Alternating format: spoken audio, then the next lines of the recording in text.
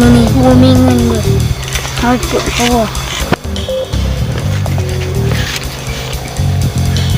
เลี้ยงไหนเว้ย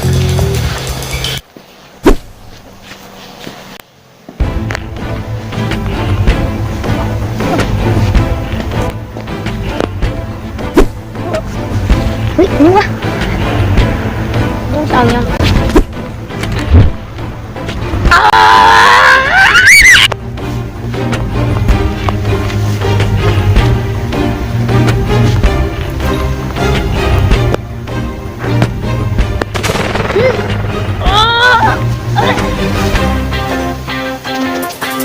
โอ้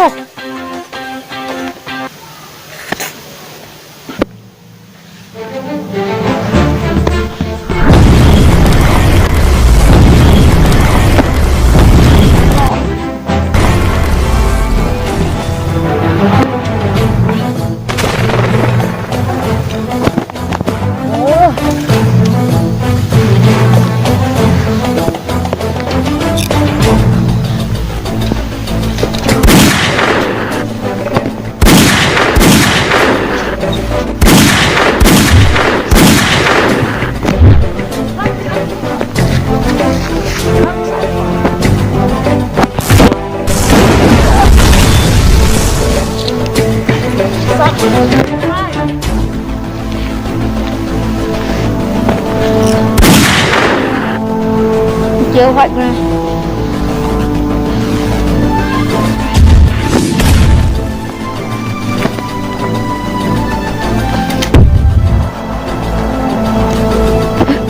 ใช่ปะ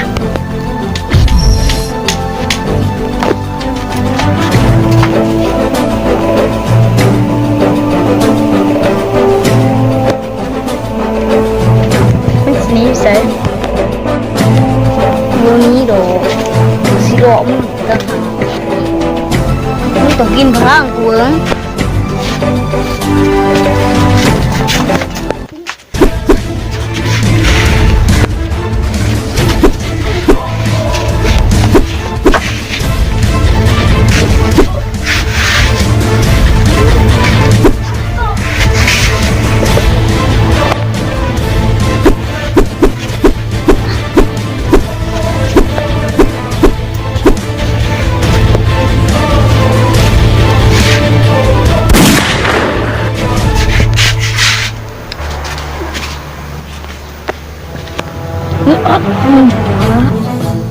อย่าตายเด็กคิดดีๆเด้อมัดเนาะไป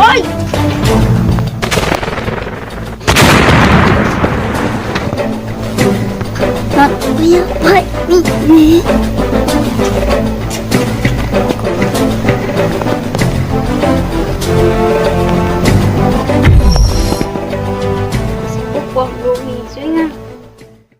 ไปที่มาคลินิกก็อย่าลืมกดไลค์หลังจากนั้นก็อย่าลืมกดติดตามแล้วก็อย่าลืมกดติดตาม